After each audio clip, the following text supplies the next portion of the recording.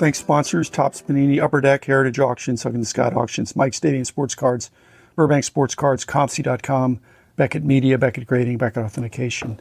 This is Dr. James Beckett, Sports Card Insights, and here's another one of the questions that we dealt with at the Hobby Content Creators Dinner recently at Kyle's big show. So thanks participants, thanks listeners, and here it is. Charitable involvements, either that we might promote on our podcast or do personally, or the pay it forward kinds of things, not just for expanding the industry, doing good. It's good for business in some respects.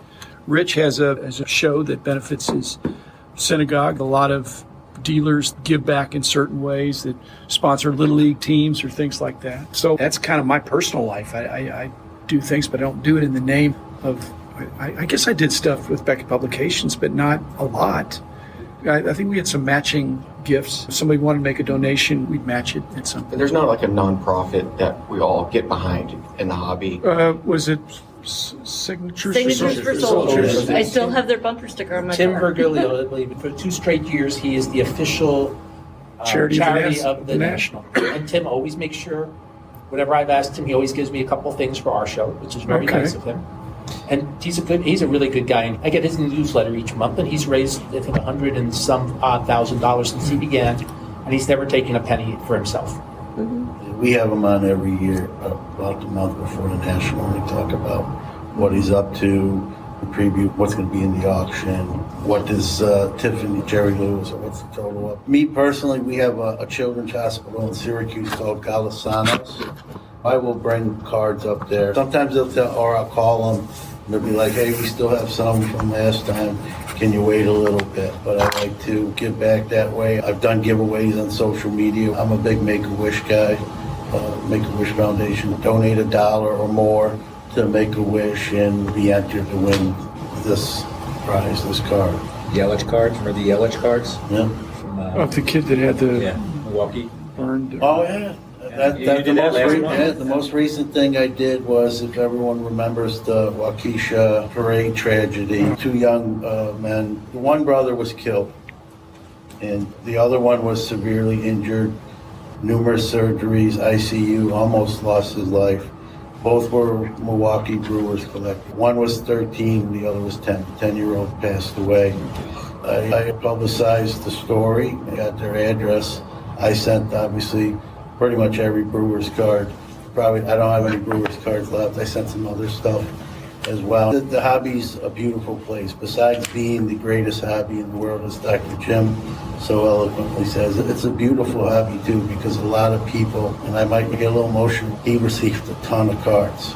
But he might be second behind Rob in most cards. And they reached out to me, and thank you for doing that. That was nice, but I didn't do it because it makes your heart feel good, and it's the right. So we're not talking about random acts of kindness. We're talking about intentional acts of kindness. I do those. I do. I'm just saying, though, that's yeah.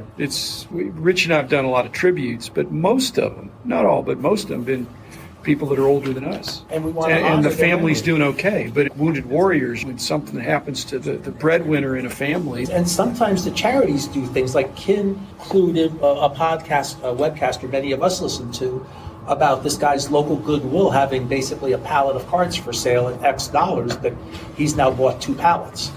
4. He's on his 4th. He's on his 4th one now. Okay. 4? Yeah, another one's on its way. Wow. Okay, thank you for keeping us busy. So, but when you let him know, did you let him know because you thought it was a charitable thing, or did you let him know because you thought it'd be fun for his content, or was it a mix thereof? It was really for him. Yeah, it wasn't a charitable thing, but it is interesting. We talked about this topic, and I'm like, I've got nothing to add on it, but as others have spoken, I'm sitting here going, oh, wait, I've done that, and I've done that, but I don't sit here and announce it. Not saying it's wrong with saying you did something, but then I'm like, it's just interesting. Like I said, no, that was more just for Bo because it was literally in his city and I'd seen it.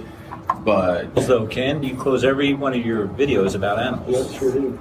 That's one of the things I say at the end. But right. You know, be kind to animals, have your pets spayed or neutered, that kind of stuff. Adopt, don't shop. Adopt, don't shop. But again, I wasn't thinking of that from the standpoint of charity. You talk about it, and whether you want to call it announce it, because stuff like that's contagious. That puts the seed out there, like I can do more than I'm doing, or I can do something when I'm not doing nothing. And for the record, I wanted to get their names, Tucker and Jordan Sparks. Jordan was the 10-year-old that did not survive the tragedy.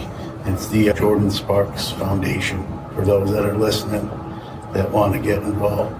And for some of us that live locally, Leon Lucky, who runs the Net 54 Vintage Message Board, does a dinner at most nationals.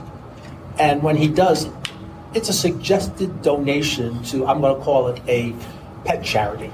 And it's like $5, and then you can eat all your pizza. And get your soda. If you want drinks, you get maybe one drink coupon, and then you have to pay for the rest. If you want a beer. But there's a lot of people out there who do a lot of things, some more public than others. Aside from Rich's synagogue shows, in addition to Six for Soldiers, which we supported since we found out about them, we long supported Toys for Tots. When I was living on Okinawa, they had actually supported. So, because Christmas can be a lonely time, especially for single Marines and Navy, the military in general. They would pair up local with the orphanages with a Marine or a Navy sailorman, and it would give them something to do together. So they would get each other a gift. But on a more local level, I've dropped off, in addition to water bottles and Barbies, I've also dropped off an occasional blaster of cards. Maybe a kid finds it and brings them some joy on Christmas. Sounds like there's some opportunity though. That's what I was. Cards I for was Christmas, like a nonprofit, get people to donate to. What is Beckett doing? What is Fanatics going to do? What is all these larger companies that have branding teams and influence to do good things for the hobby? What are they doing? I don't ever hear anything about any of that. So that's what, as content creators, why aren't we jumping out there? What more can I do as a content creator to bring charities into notice and to bring those needs forward and to include into the messages that I put out there? What more can I do to help them? Listening to this, my brain is just firing on idea after idea. And that's just it. What more can I do? I'm going to go one step further for you. When I first started at Beckett, we did a thing called Cards for Kids. Every holiday, we would find 6, 7, 8 places that had gift stores. We would deliver them cards. And because we had a lot of employees who had extra cards, they didn't want to keep them. So we gave away, and I usually shepherded most of the project, we gave away 750,000 cards in 6 years. And then eventually, the hobby died down a little and they didn't want the cards anymore, but they would probably want the cards again, especially if they're the new, happy, shiny base cards.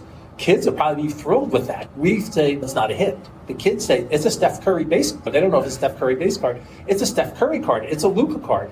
It's a Kyler Murray card. Kyler Murray's in this town, grew up in this town. They'd be thrilled with this.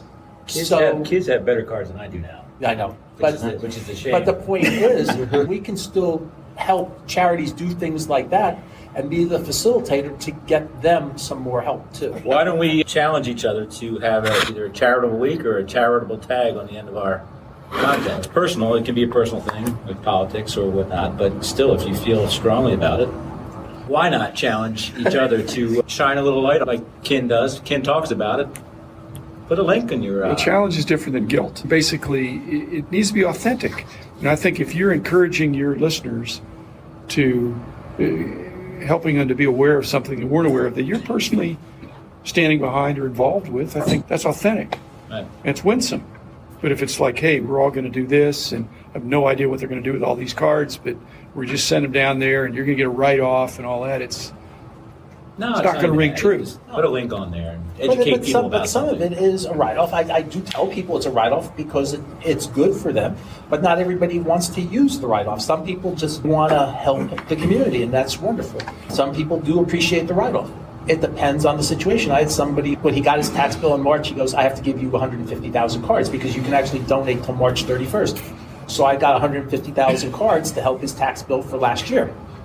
They're good cards. I think it just comes down to finding something that's meaningful to you, like that rings to you. For me, it's ASPCA. Like, I'm a big dog fan, and so I wish I could have them all and take care of them all, but I can't. So the one thing that I always think about is how do we help dogs, because they need our help. And so there are many countless ways to do this. When I lived in LA, I used to donate cards to Mattel Children's Hospital every year. Getting like so much stuff, just give it to them. I walk up there and hand it off to them in person. I just felt if you're sick in the hospital, there's nothing really going on during the holidays. It might be cool to go through a box of cards, take your mind off of what you're going through, you know, Sure. things like that. I mean, there's infinite ways to give back to the community, whatever rings to you. But is the Tim Virgilio model the right one, that somebody is a champion of this? Somebody really makes it happen, gives of themselves, and enlists their friends, rather than being fractionalized and all over the place. One person says, this is my key thing. Brad, you may have something like that. Yeah, And then you ask your friends, because it's something you really, it's not his full-time job, is it? No, he has a real full-time job. He's really into it. And I'm really into the synagogue show. I'm blessed. I have people, even when we basically sold off a storage unit, we sold off my office twice. Yeah. I still have 400,000. Do it again. I still have 400,000. And his collection. I still have 400,000 of my best Anybody friends. need to sell anything, just to ask Rich. He's on a winning streak here. But the point is, people understand where the cards go. And they understand Yeah. it goes back to the community, and that's for them, a lot of them is sufficient. You know, they know it helps. They know what it helps the kids do. I mean, it's a worthy thing. It's just that it shouldn't be like volunteer hours, I think. They check that box. There's so many different charitable organizations, and the company that I work for, it's very big into giving back into the community. And that's probably why that was pulling me in, is because I was sitting here thinking, we specifically go out. Our company has a focus for and a heart for nonprofits. And as I was going through training and going through and reading books on certain ways to give back, I thought, when was the last time I saw a post other than John on helping charities? So you've got kids' charities, you've got women's charities, you've got animals. There's so much need out there in the world, and my heart just breaks. So When it comes to that stuff, you can never do enough. There's no quota. There's no, okay, I'm good for today. You just do it. You don't keep score. It's forever. yeah. I know when I was working at Beckett, one of the biggest charities we supported as a company was the Salvation Army. And one of the best things about the Salvation Army is, I think it used to be 7% of their income goes to, we'll call it organization needs, where somebody like the Red Cross could be 45% goes to organizational need, only 55% go to people in need. Salvation Army goes 93% to people in need. It might be 92. The point is, they're really good about making sure they do a bare bones operation so they help more people. He may not always like what they do, but they're very good at making sure that they spend their money wisely. I always like that about them. And there's other organizations like that. And so you could even do a little research. Which organizations really use very little of their money to line their pockets, so to speak? Well, that's an exemplary organization, but a lot of times those statistics, it's not that they're lying, but the bigger organizations can have less overhead as a proportion. Salvation Army is really big. Some of these very small situations, they're going to have a bigger percentage that goes toward fundraising because they can get the word out. But full disclosure, I was on the board of Salvation Armies. And I appreciate the dinner, everyone. So we'll leave it at that.